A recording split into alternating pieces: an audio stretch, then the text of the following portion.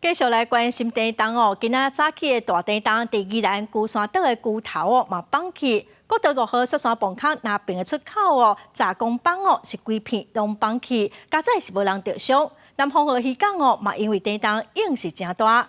县政府宣布讲，南二武塔顶山区部分学校为着安全哦，停课一天。龟山岛的龟头真侪土石崩来，连片的部分拢已经无去。附近的渔船经过了，拢看了真惊。今仔日的地动，宜兰也传出灾情。网页查询哦。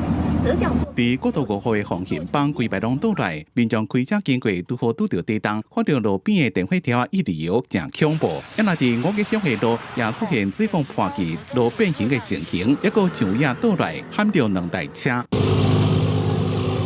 南方乌溪港因为地动发生差不多2公尺的海流差，海水先向外海流，搁再大量流转来港内，渔船和海水带走互相浪，造成部分损失。好在再无人员伤亡。那么目前包括警政、消防、民政3个系统的所有灾情查报人员，还在持续回报有无灾情当中。